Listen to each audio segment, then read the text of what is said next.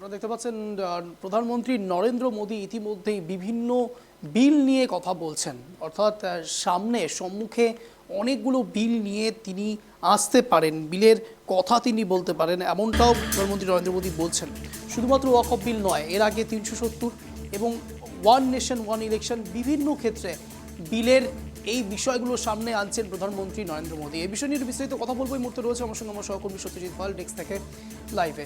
সত্যজিৎ দা, বিষয়ে যা নিয়ে কথা বলা অত্যন্ত গুরুত্বপূর্ণ, অর্থাৎ প্রথমত 370 বিল নিয়ে আমরা কথা বলেছিলাম, কিন্তু এবারে ওয়াকফ বিল নিয়ে আরেকটু গভীরে যাব। তার কারণ প্রধানমন্ত্রী নরেন্দ্র মোদী বলছেন শুধুমাত্র ওয়াকফ বিল নয়, আরও 7টি বিল তিনি আনতে পারেন। কি জানা যাচ্ছে, আর কি বিল নিয়ে আসতে পারেন প্রধানমন্ত্রী নরেন্দ্র মোদী কিংবা কেন্দ্রীয় সরকার? দেখো, এবারে প্রথম অর্থাৎ মোদী সরকারের তৃতীয় টার্মে প্রথম কিন্তু শীতকালীন অধিবেশন বসতে চলেছে এবং এই অধিবেশন চলবে 20 ডিসেম্বর পর্যন্ত। এবং এই অধিবেশনের আগে মোদী সরকার যে 7টি বিল আনার যে প্রক্রিয়া শুরু করেছে, কিন্তু তার আগে দেশের বা আন্তর্জাতিক একটু পরিস্থিতির কথা আমাদের একটু ভাবতে লাগবে।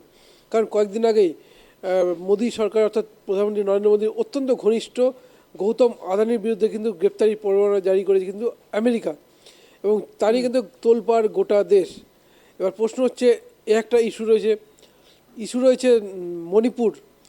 ফলে স্বাভাবিকভাবেই এবারে কিন্তু সংসদ কিন্তু সরগরম হয়ে উঠতে পারে। আরও তোমাকে তার সাথে যুক্ত করব যে এই প্রধানমন্ত্রী নরেন্দ্র মোদী তৃতীয়বার সরকার যে গঠন করেছে, এবার কিন্তু এককভাবে সংখ্যাগরিষ্ঠতা পায়নি বিজেপি, এবং এই সংখ্যাগরিষ্ঠতার জন্য কিন্তু শরিক দল জেডিইউ এবং টিডিপি অর্থাৎ তেলেগু দেশম পার্টি, এই দুই দলের উপর কিন্তু ভরসা করতে হয়েছে বিজেপিকে স্বাভাবিকভাবেই। এবং কংগ্রেস গতবার যেখানে 50-এর কাছাকাছি পৌঁছে গেছিল আসন, এবার সেখানে কংগ্রেসের আসন সংখ্যা কিন্তু 99 এবং বিরোধী জোটের আসন প্রায় 240। তো এইখানে দাঁড়িয়ে যথেষ্ট শক্তিশালী বিরোধী বলা যেতেই পারে। এবার প্রশ্ন এইরকম জায়গায় দাঁড়িয়ে দেখো, যেখানে আদানির মতো একটা গরম ইস্যু একটা কংগ্রেসের হাতে, এমনকি রীতিমতো রাহুল গান্ধী এই নিয়ে প্রেস কনফারেন্স করেছেন যে গৌতম আদানিকে গ্রেপ্তার করা হোক, এবং গ্রেপ্তার করবেন না প্রধানমন্ত্রীর বিরুদ্ধে কিন্তু তিনি বিস্ফোরক মন্তব্য করেন যে প্রধানমন্ত্রী অত্যন্ত ঘনিষ্ঠ বলেই তাকে গ্রেপ্তার করা হবে না, বা গৌতম আদানিকে গ্রেপ্তার করলে প্রধানমন্ত্রীর নাম উঠে আসবে, এরকম নানান মন্তব্য করেন। এবং তারপরে এই যে শীতকালীন অধিবেশন, সুতরাং শীতকালীন অধিবেশন সরগরম হয়ে উঠতে চলেছে।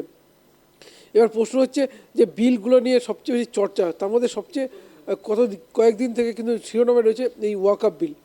তুমি জানো এই ওয়াকফ বিল নিয়ে কিন্তু অর্থাৎ বছরের পর বছর কিন্তু এই ওয়াকফ বোর্ড যারা কিন্তু রয়েছে তারা নিজেদের সেইভাবে কিন্তু তাদের সম্পত্তি পরিচালিত করছে, কিন্তু এবার মোদী সরকার কিন্তু এই ওয়াকফ সম্পত্তি দিয়ে কিন্তু নজর দিতে চলেছে, এবং তা নিয়ে কিন্তু নতুন করে মেরুকরণ দেশের সৃষ্টি হতেই পারে। তার ইতিমধ্যে কিন্তু বিরোধিতা নেমেছে কংগ্রেস, বিরোধিতা করছে রাজ্যের শাসক দল তৃণমূল কংগ্রেস। ফলে এই ওয়াকফ নিয়ে কিন্তু সবচেয়ে বেশি কিন্তু চর্চিত হয়ে উঠতে পারে। ওয়ান নেশন ওয়ান ইলেকশন তো রয়েছে, কিন্তু সবচেয়ে বেশি যেটা, তখন এতে কিন্তু মেরুকরণ রয়েছে যে বিজেপি যেখানে ওয়াকফ নিয়ে সরাসরি মুসলিম বিরোধিতা যাচ্ছে, সুতরাং অন্য রাজনৈতিক দলগুলো ওয়াকফের সমর্থনে যে আসবে বলার অপেক্ষা রাখে না, এবং ইতিমধ্যে কিন্তু তা নিয়ে কিন্তু বিবৃতিও এসছে। এবার দেখা যাক যে এই বিশেষ করে এবারে যে শীতকালীন অধিবেশন, প্রথম অধিবেশন, সেইখানে মোদী সরকার কতটা পজিটিভ থাকে। কারণ আজ যেখানে সংসদ, বিশেষ করে রাজ্যসভায় কিন্তু এই মণিপুর নিয়ে কিন্তু কথা বলার জন্য বিরোধী দলনেতা রাজ্যসভার মল্লিকার্জুন খাড়গে তিনি বলেন জগদীপ ধনখড়কে কিন্তু সেগুলো রিজেক্ট করে। ফলে স্বাভাবিকভাবেই যে আগামী দিনে যে সরগরম হয়ে উঠতে চলেছে দেশের রাজনীতির সংসদ, তা কিন্তু বলার অপেক্ষা রাখে না। এখন দেখা যাক এই সমস্ত বিরোধের ক্ষেত্রে, কিন্তু তোমাকে আরও বলবো যে বিরোধিতা সত্ত্বেও বিভিন্ন বিলের ক্ষেত্রে কিন্তু আমরা দেখেছি যে মোদী সরকার অনেক কিন্তু কৌশলে কাজ করে চলে।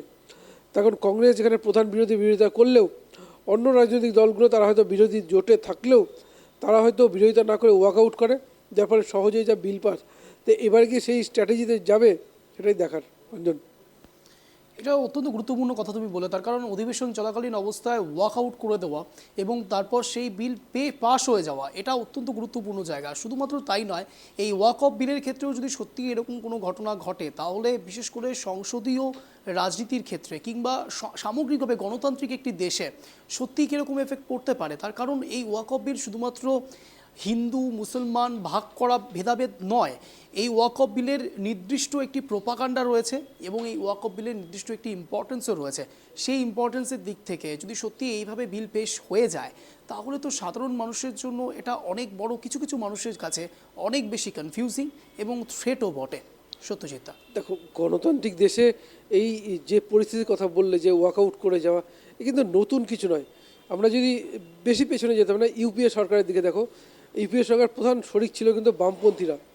এবার দেখা যায় বামপন্থীরা রাজ্যে ক্ষমতা ছিল, পশ্চিমবাংলা, কেরল, ত্রিপুরায় বিভিন্ন জায়গায় ক্ষমতা ছিল, এবং সংসদে যখন বিভিন্ন বিল পাস হয় তো সেখানে কখনো সমর্থন বা কখনো ওয়াকআউট করলেও পরবর্তীতে দেখা যায় বা সমর্থন করে গেলেও তাই নিয়ে কিন্তু বিরোধিতা রাজ্যের, বিশেষ করে আঞ্চলিক রাজনীতির ক্ষেত্রে কিন্তু এই ইস্যুটাকে কাজে লাগাতো বামপন্থীরা। আমরা বারবার দেখেছি অনেক বিভিন্ন ইস্যুতেই হয়তো সংসদে সমর্থন না দিলেও হয়তো ওয়াকআউট করেছে বা সমর্থন করেছে, সংসদের সমর্থনের ফলেই বিল পাস হয়েছে।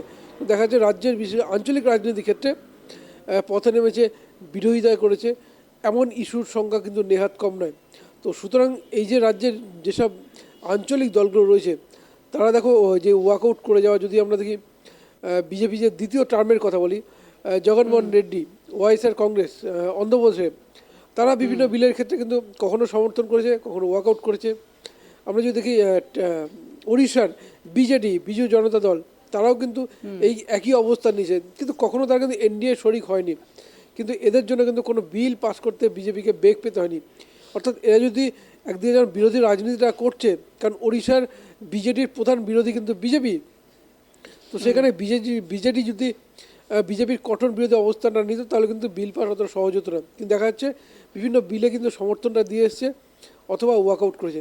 তো এবারে যে বিলগুলো রয়েছে এই বিলের ক্ষেত্রে বিশেষ করে বিরোধী যে শরিক আঞ্চলিক দলগুলো রয়েছে তাদের ভূমিকা কী হতে পারে। আম আদমি পার্টি রয়েছে, অখিলেশ যাদবের সমাজবাদী পার্টি রয়েছে, তৃণমূল কংগ্রেস রয়েছে, তামিলনাড়ুর যদি আমরা ডিএমকে রয়েছে। তো এইসব রাজনৈতিক দলের ভূমিকা কী সেটাই এখন দেখা, যে তারা কি সরাসরি যার, কারণ যে জোটটা তৈরি হয়েছিল আইএনডিআই জোট, এই জোটের শরিক হয়ে কি সরাসরি বিরোধিতা নামবে, নাকি ওয়াকআউট করে বেরিয়ে এসে একটা রাজনৈতিক প্রোপাগান্ডা তৈরি করার চেষ্টা হবে, যে মানুষকে দেখানো যে খবরের শিরোনামে আসার জন্য যে আমরা বিরোধিতা করছি, সেটা বিরোধিতা হয়তো সংবাদ মাধ্যমে হবে, কিন্তু দেখা যাচ্ছে বিল পাশে গেলে একটা সমর্থন বলা যেতে পারে। কারণ ওয়াকআউটটা প্রকৃতপক্ষে সংসদে বা রাজ্যসভায় বলো, এই বিল পাশে গেলে একটা সমর্থন, এই ওয়াকআউট বলা যেতে, কারণ এই বিল ওয়াকআউটের জন্য বিরোধী যে জোট, বিরোধী শক্তি, সেটা কিন্তু অনেকটা ক্ষুণ্ণ হয়ে যায়।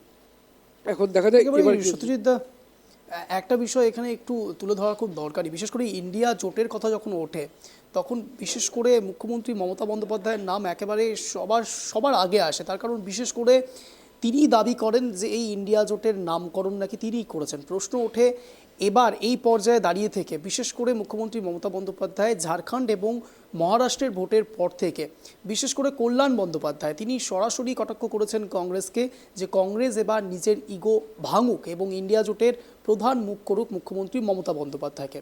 এটা যেমন একটি প্রেক্ষাপট, অন্য একটি প্রেক্ষাপটও রয়েছে যে এই 28শে নভেম্বর মুখ্যমন্ত্রী মমতা বন্দ্যোপাধ্যায় যাচ্ছেন হেমন্ত সোরেনের সঙ্গে দেখা করতে, অর্থাৎ তিনি শপথ গ্রহণ যেদিন করবেন সেদিন তার সঙ্গে মিট আপ হতে পারে। এবার প্রশ্ন উঠছে, ইন্ডিয়া জোট একটু কি অন্যরকমভাবে ভেঙে যাচ্ছে যদি অধিবেশনের ক্ষেত্রে এই জোট, যারা জোট করে রয়েছেন তাদের সমীক্ষা যদি আমরা একটু দেখি, তারা যদি প্রেক্ষাপটে একটু ভাঙতে শুরু করে তাহলে অধিবেশন বিল পাশের ক্ষেত্রে কোনো রকম কোনো এফেক্ট কি পড়তে পারে?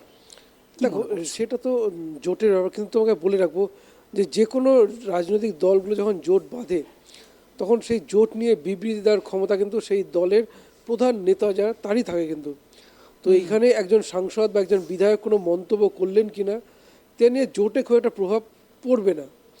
তার কারণ তোমাকে বলে রাখি যে বিশেষ করে এই মমতা বন্দ্যোপাধ্যায়ের কথা বললে যে তাকে প্রধানমন্ত্রী কথা, এই ইস্যুটা কিন্তু রাজ্যের তৃণমূল কংগ্রেসের একটা প্রধান ইস্যু ছিল। আমরা যদি লোকসভা নির্বাচনে কিছুদিন আগের কথা দেখি, বিশেষ করে জোট তৈরি হওয়ার আগে বারবার কিন্তু তৃণমূল কংগ্রেসের পক্ষ থেকে কিন্তু ভাসিয়ে দেওয়া হয়েছে যে পরবর্তী প্রধানমন্ত্রী পদপ্রার্থী করা হোক মমতা বন্দ্যোপাধ্যায়কে, ইস্যুটা কিন্তু ভাসিয়ে দেওয়া হয়েছে। তো দেখো, জোটের ক্ষেত্রে কিন্তু জোটে বিভিন্ন মিটিংয়ে কিন্তু গেছেন, মমতা ব্যানার্জি গেছেন, অভিষেক বন্দ্যোপাধ্যায় গেছেন, কিন্তু তারা এই নিয়ে কিন্তু তেমন কোনো মন্তব্য কিন্তু করেননি। অন্তত মুখ্যমন্ত্রী মমতা বন্দ্যোপাধ্যায় ইন্ডিয়া জোটের মুখ হিসেবে কিন্তু মল্লিকার্জুন খাড়গের নাম কিন্তু প্রথম তুলে ধরেন। তো স্বাভাবিকভাবেই এই যে কল্যাণ বন্দ্যোপাধ্যায় কী বললেন তা নিয়ে জোটের খুব একটা অবস্থানের পরিবর্তন হবে না, তোকে বলে রাখি। এবার প্রশ্ন হচ্ছে এই যে বিরোধী যে জোটটা, এই যে বিশেষ করে হেমন্ত সোরেন যে জয়টা পেলেন, হেমন্ত সোরেন শপথ গ্রহণে মুখ্যমন্ত্রী যাবেন, কারণ হেমন্ত সোরেন জেএমএম এর প্রধান শরিক কিন্তু কংগ্রেস রয়েছে, আরজেডি রয়েছে। এখন মুখ্যমন্ত্রী যাবেন সেখানে জোটের যে মেরুকরণ, যে বিল পাস রয়েছে সংসদে, তার আগে এই যে জোটের একসাথে হওয়া বা হেমন্ত সোরেনের এই শপথ গ্রহণে আর কোন কোন শরিক দল রয়েছে, আমরা আশা করছি যে ইন্ডিয়া জোটের যারা শরিক রয়েছে, ডিএমকে হোক বা অখিলেশ যাদব, তারা হয়তো শপথ গ্রহণে থাকতে পারেন, বিহারের আরজেডির থাকতে পারেন। তো কারা থাকেন সেদিকে আমাদের নজর থাকবে। কিন্তু প্রশ্ন হচ্ছে এই যে কল্যাণ বন্দ্যোপাধ্যায় প্রধানমন্ত্রী মুখ হিসেবে মমতা বন্দ্যোপাধ্যায়ের নাম বলে তুলে এনেছেন, এটা একটা দলের পক্ষে একটা স্ট্র্যাটেজি হতেই পারে, কিন্তু ইন্ডিয়া জোটের ক্ষেত্রে কিন্তু এই নিয়ে খুব একটা হয় না, কারণ প্রত্যেক রাজনৈতিক দলে তাদের যে প্রধান নেতা বলো। না, শুধু সত্যিই তো মানে আলোচনার বিষয়ে আমি একটু একটু আলোকপাত করতে চাইবো। শুধুমাত্র কল্যাণ বন্দ্যোপাধ্যায়ের কথা এখানে গুরুত্বপূর্ণ এমনটা নয়। মুখ্যমন্ত্রী মমতা বন্দ্যোপাধ্যায় মহারাষ্ট্রে যখন এতটা মানে জয় পাচ্ছে বিজেপি, তখন সেক্ষেত্রে কংগ্রেসের হয়ে কোনো সওয়াল করা কিংবা মুখ্যমন্ত্রী মমতা বন্দ্যোপাধ্যায় ইন্ডিয়া জোটের একটি প্রধান মুখ হওয়া সত্ত্বেও কংগ্রেসকে কোনো রকম কনসোলেশন দেওয়া সেরকম কোনো কিছু মুখ্যমন্ত্রী মমতা বন্দ্যোপাধ্যায় করেনি, প্রথম পয়েন্ট। এবং সেকেন্ড পয়েন্ট, জেএমএম এবং কংগ্রেসের শরিক হিসেবে বিশেষ করে ঝাড়খণ্ডে এবার শপথ গ্রহণে যাচ্ছেন মুখ্যমন্ত্রী মমতা বন্দ্যোপাধ্যায়। এই 2-3 দিন, বিশেষ করে এই মাঝে একটা দিন অত্যন্ত গুরুত্বপূর্ণ ছিল, সেখানে মুখ্যমন্ত্রী মমতা বন্দ্যোপাধ্যায় শুধুমাত্র বেঙ্গলের 6টি আসনকে নিয়ে কথা বলেছেন, অন্য কোনো বিষয় আলোকপাত করেনি, যেখানে কিনা ইন্ডিয়া অত্যন্ত একটি ইম্পর্টেন্ট জোট হিসাবে এবার উঠে এসেছিল। একদমই তাই। দেখো, মহারাষ্ট্রের যে ফলাফলটা সামনে এসছে তা কিন্তু কংগ্রেসের ক্ষেত্রে বা আইএনডিএ জোটের ক্ষেত্রে একটা বলবো বিপর্যয় বলা যেতে পারে। কারণ আইএনডিএ জোটের 3টে প্রধান শরিক ছিল কিন্তু এই জোটে। কংগ্রেস ছিল, এনসিপি ছিল, এনসিপি শরদ পাওয়ার, এবং ছিলেন শিবসেনা উদ্ধব ঠাকরে। তো স্বাভাবিকভাবেই এই 3 দল জোট বেঁধে যখন লড়াই করে এবং সেই ভোটে যখন একটা বিপর্যয় নেমে আসে, অর্থাৎ যে আসন সংখ্যা পেয়েছে তাকে বিপর্যয় বলা গেলে খুব একটা খারাপ হয় না। তো সেইখানে দাঁড়িয়ে তাই নিয়ে বিবৃতি দেওয়া মুখ্যমন্ত্রী মনে হয় না খুব একটা পজিটিভ হতো, কারণ বিবৃতি দিলে কী ধরনের বিবৃতি বা দিতে পারতেন, বা কংগ্রেসের এই নিয়ে ঘুরে দাঁড়ানোর বার্তা কীভাবেই বা দেওয়া সম্ভব। যদি হাড্ডাহাড্ডি লড়াই পরিস্থিতি হতো তাহলে একটা ব্যাপার ছিল, কিন্তু এটাকে নিয়ে দেখো মুখ্যমন্ত্রীর কৌশলটা কিন্তু স্পষ্ট। কারণ হেমন্ত সোরেন জয় পেয়েছেন, তো সেইখানে যে জয়ের সেলিব্রেশন বা জয়ের শুভেচ্ছা জানাতে, সেইখানে তার তিনি কিন্তু যেতে কিন্তু কুণ্ঠাবোধ করছে, অর্থাৎ সেখানে তিনি কিন্তু যাচ্ছেন। তো তার বার্তা কিন্তু স্পষ্ট যে যদি হার নিয়ে তিনি যে কোনো মন্তব্য করেন, কংগ্রেসের পাশে সরাসরি দাঁড়ান, তাহলে একদিকে যেমন তৃণমূলের যে অবস্থানটা রয়েছে, যদি কেন্দ্রের প্রধানমন্ত্রী মুখ হিসেবে মমতা বন্দ্যোপাধ্যায়কে তুলেই ধরা হয় আর সেইখানে যদি তিনি উঠে আসেন, তো স্বাভাবিকভাবেই যে কংগ্রেসকে তাহলে তো দুর্বল অনেকটা হতে হবে। আর কংগ্রেসের দুর্বল হওয়া সেটাও তৃণমূলের ক্ষেত্রে, অন্তত এই ইস্যুর ক্ষেত্রে একটা গুরুত্ব পায় বলা যেতেই পারে। এবার স্বাভাবিকভাবে আর যেখানে বিপর্যয় সেখানে বেশি কথা, কারণ তৃণমূল এখানে জোট শরিকও নয়, কোনো প্রার্থীও দেয়নি, সুতরাং বিষয়টা কিন্তু কৌশলে এড়িয়ে গেছেন। একটা দক্ষ রাজনীতিবিদ হলে যেটা হয়, উল্টো দিকে দেখো হেমন্ত সোরেন শপথ নিচ্ছেন, শুভেচ্ছা বার্তা দিতে একদিকে যেমন দিয়েছেন, পাশাপাশি নিজে এই শপথ গ্রহণ অনুষ্ঠানে তিনি থাকবেন। সুতরাং সেখানেও কিন্তু বিভিন্ন আইএনডিএ জোটের বিভিন্ন শরিকরা থাকবেন। সুতরাং মমতা বন্দ্যোপাধ্যায়ের বার্তা কিন্তু স্পষ্ট যে হার হয়েছে, সে আর সেই দল বা সেই জোট, সেই রাজনৈতিক দলগুলো পর্যালোচনা করুক, এই নিয়ে তিনি কিন্তু একটা মুখ খোলেননি। উল্টো থেকে হেমন্ত সোরেন জয় পেন, সেখানে তিনি কিন্তু যাচ্ছেন। সুতরাং তার স্ট্র্যাটেজি কিন্তু পরিষ্কার যে জোটেও রয়েছে, আর সুতরাং সেই কারণে জোটের স্বার্থের জন্য তিনি যাচ্ছেন ঝাড়খণ্ডে। অঞ্জন, অর্থাৎ একটা বিষয় যা বুঝতে পারছি, কোনো এক জায়গাতে মুখ্যমন্ত্রী মমতা বন্দ্যোপাধ্যায় বিশেষ করে মূলত এই কয়েকদিন ধরে বিশেষ করে রাজনৈতিক মহলে একটি গুঞ্জন শোনা যাচ্ছে অভিষেক বন্দ্যোপাধ্যায়কে নিয়ে এবং মমতা বন্দ্যোপাধ্যায়কে নিয়ে। প্রবীণ নবীন তত্ত্ব তো চলছে, এবং তার সঙ্গে সঙ্গে কুণাল ঘোষ কিছুদিন আগেই অভিষেক বন্দ্যোপাধ্যায় হতে পারেন পরবর্তী মুখ্যমন্ত্রী, এমন একটি বার্তাও দিয়ে দিয়েছিলেন। এবং তার সঙ্গে সঙ্গে অভিষেক বন্দ্যোপাধ্যায় শুধু নয়, মুখ্যমন্ত্রী মমতা বন্দ্যোপাধ্যায় ইন্ডিয়া জোটে যদি সত্যি সত্যিই প্রধান মুখ হয়ে থাকেন এবং প্রধান মুখ হয়ে গিয়ে থাকেন পরবর্তীকালে, সেই ক্ষেত্রে দাঁড়িয়ে মুখ্যমন্ত্রী মমতা বন্দ্যোপাধ্যায় কি কেন্দ্র সরকার এবং তার সঙ্গে সঙ্গে ইন্ডিয়া জোট দুপক্ষের সঙ্গেই মেলবন্ধন তৈরি করে রাখবার চেষ্টা করছেন, যেন একুলো না যায় ওকুলো না যায়? দেখো, প্রধানমন্ত্রী মুখ হবেন কিনা এটা কিন্তু অনেক দূরের ব্যাপার, কারণ সদ্য লোকসভা নির্বাচন শেষ হয়েছে এবং পরবর্তী লোকসভা নির্বাচন 2029 সালে। সুতরাং প্রধানমন্ত্রীর মুখ নিয়ে এই নিয়ে চর্চার মনে হয় না এখন খুব একটা প্রয়োজন রয়েছে। কিন্তু যেটা মেন, তুমি যেটা বললে যে অভিষেক বন্দ্যোপাধ্যায়কে নিয়ে যে কুণাল ঘোষ যে মন্তব্য করেছে, শুধু কুণাল ঘোষ একা নয়, আমরা দেখি ভরতপুরের তৃণমূলের বিধায়ক হুমায়ুন কবির, তিনিও কিন্তু অভিষেক বন্দ্যোপাধ্যায়কে পুলিশ মন্ত্রী করার কিন্তু একটা কিন্তু বার্তা দিয়ে রেখেছেন, আবেদন দিয়ে রেখেছেন দলের কাছে। এবং আরও বিভিন্ন যুব স্তরের নেতা তারা মুখ্যমন্ত্রীকে সেনাপতি হিসেবে উল্লেখ করে দায়িত্ব নেওয়ার একটা বার্তা কিন্তু দিয়েছে। এবার প্রশ্ন হচ্ছে এখন দল কি করবে। দেখো, দল হিসেবে তৃণমূল কংগ্রেস অভিষেক বন্দ্যোপাধ্যায়কে দায়িত্ব দেবে কি না, বা তাদের প্রবীণ নেতারা, কারণ দেখো এই নিয়ে কিন্তু দলে যে একটা বিবাদ যে সূক্ষ্ম বিবাদ যে তৈরি হয়েছে তা নিয়ে সন্দেহ নেই। কারণ ফিরহাদ হাকিম তিনি কিন্তু স্পষ্টই বলেছেন যে দলের নেত্রী একমাত্র, দলের প্রধান মুখ একমাত্র মমতা বন্দ্যোপাধ্যায়। কল্যাণ বন্দ্যোপাধ্যায়ের বার্তাও কিন্তু স্পষ্ট। তো এইখানে দাঁড়িয়ে অভিষেক বন্দ্যোপাধ্যায়কে দলের মুখ্যমন্ত্রী মুখ যদি করা হয়, তাহলে দলের মধ্যে একটা কিন্তু টানাপোড়েন তৈরি হয়ে যাবে, একটু বলার অপেক্ষা রাখে না। এখন স্বাভাবিকভাবেই এখন কী কৌশল নেয় সেটা তো তৃণমূল কংগ্রেস দেবে।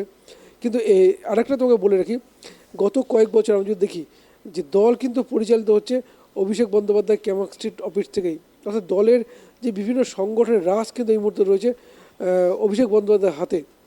এবং যদি তুমি দেখো জনপ্রতিনিধি বা দলের যে স্ট্র্যাটেজি বা দলের আদর্শ বলো বা দলের জনমুখ, সেটা কিন্তু একটা মুখ্যমন্ত্রী মমতা বন্দ্যোপাধ্যায়, কারণ তিনি জননেত্রী এমনি হয়ে ওঠেনি, তার দীর্ঘ আন্দোলনের ফলে তিনি এই জায়গায় উঠে এসেছেন। তো এইখানে কিন্তু অভিষেক বন্দ্যোপাধ্যায়কে দলের মুখ করে উঠলে একটা যে নতুন করে বিতর্ক দলের মধ্যে তৈরি হবে এ বিষয়ে কোনো সন্দেহ। তার কারণ ফিরহাদ হাকিমের বক্তব্য স্পষ্ট, কল্যাণ ব্যানার্জির বক্তব্য স্পষ্ট। কারণ এর আগেও আমরা দেখেছি কল্যাণ ব্যানার্জি কিন্তু এই নিয়ে মুখ খুলতে, এবং তিনি স্পষ্টই বলেছেন যে তার নেত্রী মমতা বন্দ্যোপাধ্যায়, তিনি অন্য কাউকে মানেন না। লোকসভা নির্বাচনে আগে আমরা দেখেছিলাম। তো এইখানে দাঁড়িয়ে দলের অবস্থানটা যদি অভিষেক বন্দ্যোপাধ্যায়কে মুখ্যমন্ত্রী মুখ করে, তাহলে দলের মধ্যে নতুন করে বিবাদ যে তৈরি হবে। একেবারে সত্যজিৎ দা, এটা খুব স্বাভাবিকভাবে বিবাদ তৈরি হওয়ার একটা বিষয় রয়েছে। আজ চন্দ্রিমা ভট্টাচার্য সরাসরি বলে দিলেন দিল্লির শীতকালীন অধিবেশনে ঠিক কী কী বিষয় নিয়ে আলোচনাও হতে পারে। আমি একেবারে সাম আপ করবো, শেষে চলে এসেছি, কনক্লুশনের দিকে যাব। প্রধানমন্ত্রী নরেন্দ্র মোদী একদিকে যখন বলছে 7টি বিল তিনি আনতে যাচ্ছেন, ঠিক একই রকমভাবে চন্দ্রিমা ভট্টাচার্যও কিন্তু আজ বলে দিয়েছেন যে কোথায় কী কী বিষয় নিয়ে আলোচনা হবে দিল্লির শীতকালীন অধিবেশনে, বিশেষত মূলত মণিপুর থেকে শুরু করে, এবং আজও কিন্তু আবাস যোজনা এবং 100 দিনের টাকার কথা বলেছেন চন্দ্রিমা ভট্টাচার্য। এটা দিয়ে শেষ করবো সত্যজিৎ দা। একদম, দেখো আবাস যোজনা হোক, 100 দিনের কাজের টাকাটা তৃণমূলের কিন্তু একটা অত্যন্ত গুরুত্বপূর্ণ স্ট্র্যাটেজি, দারুণ স্ট্র্যাটেজি বলা যায়। কারণ দক্ষ রাজনীতিক হলে এটা করতে পারে। কারণ দেখো এই আবাস যোজনা নিয়ে কিন্তু দুর্নীতির অভিযোগ রয়েছে। তো স্বাভাবিকভাবেই তো সেই দুর্নীতির অভিযোগ, পাশাপাশি 100 দিনের কাজে এটাও কিন্তু ভুরি দুর্নীতির অভিযোগ রয়েছে। এবং কেন্দ্র সরকার বার্তা যদি বলি, গিরিরাজ সিং এর আগে তিনি কিন্তু বলেছিলেন যে দুর্নীতি হয়েছে। তো এই দুর্নীতি হওয়া সত্ত্বেও সেইটাকে নিয়ে যে স্ট্র্যাটেজি করে যেভাবে রাজনীতিটা তৃণমূল করছে, তা কিন্তু এটে উঠতে পারছে না বঙ্গ বিজেপি, বলাই অপেক্ষা রাখা। তো স্বাভাবিকভাবেই এই ইস্যুটাকে, বিশেষ করে এই 100 দিনের কাজ বলো বা আবাস যোজনা, এই ইস্যু কিন্তু বাংলার গ্রামগঞ্জে প্রান্তরে ছড়িয়ে রয়েছে। তো এই ইস্যুকে যদি সামনে রেখে আগামী দিনে সংসদে হোক বা বিভিন্ন ক্ষেত্রে আন্দোলনের নামে, তাহলে রাজ্যের বিজেপি যে বেকায়দায় পড়বে তা বলার অপেক্ষা রাখে না। কারণ সামনেই 2026 বিধানসভা নির্বাচন রয়েছে। প্রত্যেক রাজনৈতিক দল কিন্তু ইতিমধ্যে স্ট্র্যাটেজি গোছানো শুরু করেছে। আর যেহেতু রাজ্যের শাসক দল সংগঠনের ভিত অত্যন্ত মজবুত, সুতরাং তাদের এই স্ট্র্যাটেজি আগেই তৈরি হয় তা বলার। তো তৃণমূলের বার্তা স্পষ্ট, একদিকে যেমন অপরাজিতা বিল নিয়ে রাষ্ট্রপতির কাছে যাওয়ার একটা বার্তা তৈরি হয়েছে, আজকে জানালেন চন্দ্রিমা ভট্টাচার্য 10 ডিসেম্বর। পাশাপাশি আমরা দেখলাম এই যে মণিপুর ইস্যু নিয়ে তার সরগম হবেন। এখন আদানি নিয়ে কী করেন সেটা একটা বিষয়, কারণ আদানির বিরুদ্ধে কিন্তু গ্রেপ্তারি পরোয়ানা জারি করেছে আমেরিকার আদালত, বিশেষ তাদের ফরেন আইন অ্যাক্টে যেটা রয়েছে। তো সেইখানে আদানির বিরুদ্ধে যে ঘুষ নেওয়ার অভিযোগ, বিশেষ করে ওড়িশা, অন্ধ্রপ্রদেশ, তেলেঙ্গানা, রাজস্থান সহ বিভিন্ন রাজ্যে, ছত্তিশগড়। তো স্বাভাবিকভাবেই এই নিয়ে এটা সরগরমভাবে রাজ্য বলার অপেক্ষা রাখে না। কিন্তু তৃণমূলের এই সরগরম হওয়ার পাশাপাশি নিজেদের রাজনৈতিক স্ট্র্যাটেজি কিন্তু পরিষ্কার, যে 100 দিনের কাজের টাকা এবং আবাস যোজনার দুর্নীতি। ফলে আগামী দিনে সামনে 2026 যে বিধানসভা নির্বাচন, এই দুটো ইস্যুই যে তৃণমূল নিয়ে মাঠে ঝাঁপাতে চলেছে, আজকের এই বিশেষ করে তৃণমূলের এই বৈঠকের পক্ষে যেটা সামনেছে তা নিয়ে কিন্তু স্পষ্ট। এখন দেখা যাক এর বিরুদ্ধে বিজেপি কোন স্ট্র্যাটেজি নেয়। কিন্তু আমাকে আরেকবার জানি রাখি, এই যে 100 দিনের কাজের টাকা আদায়ের দাবিতে যেখানে দুর্নীতি যায় সেটা নিয়ে কিন্তু ইস্যু করে রাজনীতি করে পঞ্চায়েত এবং লোকসভা ভিতরে সাফল্য পেয়েছে তৃণমূল কংগ্রেস। তো সেইখানে দাঁড়িয়ে আবার সেই 100 দিনের কাজ এবং 100 আবাস যোজনা দুর্নীতি, আবাস যোজনার টাকা এই নিয়ে মাঠে নামতে চলেছে। সুতরাং রাজনৈতিক অবস্থা কিন্তু স্পষ্ট। ফলে এই নিয়েই 2026 পর্যন্ত যে ট্রেনে যাবে তা কিন্তু বলার অপেক্ষা রাখে না। অঞ্জন, একেবারেই সত্যজিৎ দা, অনেক ধন্যবাদ তোমাকে এতটা ডিটেলসে বোঝানোর জন্য। আমার না একটা ছোট্ট লাইন মনে পড়ে যাচ্ছে, তোমার হলো শুরু আমার হলো শেষ, অথবা আমার হলো শুরু। অর্থাৎ সব থেকে বড় যে প্রশ্নটা এখানে উঠছে, মুখ্যমন্ত্রী মমতা বন্দ্যোপাধ্যায় যখন যেখানে সবার ভাবনা শেষ হচ্ছে সেখান থেকে ভাবনা শুরু করছে। কেন বলছি, আজ এই ওয়ার্কিং কমিটিতে বিশেষ করে চন্দ্রিমা ভট্টাচার্য একটি কথা বলেছেন, অপরাজিতা বিলের কথা। এবং এই অপরাজিতা বিল থেকে একটি বিষয় অত্যন্ত গুরুত্বপূর্ণ, 10ই ডিসেম্বর তারা যাচ্ছেন, 15 জনের টিম যাচ্ছে রাষ্ট্রপতির কাছে। 20 ডিসেম্বর অবধি অধিবেশন চলবে, শীতকালীন অধিবেশন। অর্থাৎ শীতকালীন অধিবেশনে যখন প্রধানমন্ত্রী নরেন্দ্র মোদী 7টি বিলের কথা বলছেন, তখন বিশেষ করে এই রাজ্যের রাজনৈতিক স্ট্র্যাটেজি একটু ডিফারেন্ট। কোন কোন বিষয় নিয়ে আলোচনা হতে চলেছে? অপরাজিতা বিল বিশেষ করে, যা একেবারে এখানে পাশ হয়ে গিয়ে থাকা সত্ত্বেও আইনে এখনও কনভার্ট হয়নি। চন্দ্রিমা ভট্টাচার্য আজও সেই কথা বলেছেন ওয়ার্কিং কমিটির বৈঠক শেষ করে সাংবাদিক সম্মেলনের মারফত, অথবা সংবাদ মাধ্যমের মুখোমুখি হয়ে তিনি এই কথাগুলো বলেছেন। শুধু তাই নয়, আরও অনেকগুলো স্ট্র্যাটেজি রয়েছে। একদিকে আবাস, অন্যদিকে 100 দিনের কাজ, এবং তার সঙ্গে সঙ্গে এই অপরাজিতা বিল। প্রত্যেকটি ক্ষেত্রে চন্দ্রিমা ভট্টাচার্য যা বললেন তা একেবারে স্পষ্টত ক্লিয়ার যে রাজনৈতিক অভিসন্ধি ঠিক কোন দিকে যাচ্ছে। বিশেষ করে 26-এ নির্বাচন রয়েছে। আমি কেন বললাম যেখান থেকে সবার শুরু, যেখান থেকে সবার শেষ, সেখান থেকে মুখ্যমন্ত্রী মমতা বন্দ্যোপাধ্যায় শুরু হচ্ছে। তার কারণ আরজিকর ইস্যু নিয়ে আপনারা জানেন ইতিমধ্যেই থিতু হয়ে গিয়েছে, শিথিল হয়ে গিয়েছে যাবতীয় আন্দোলন কর্মসূচি। আর ঠিক সে জায়গা থেকে মুখ্যমন্ত্রী মমতা বন্দ্যোপাধ্যায় বারবার বলে গিয়েছেন নারী নিরাপত্তা বাংলায় রয়েছে।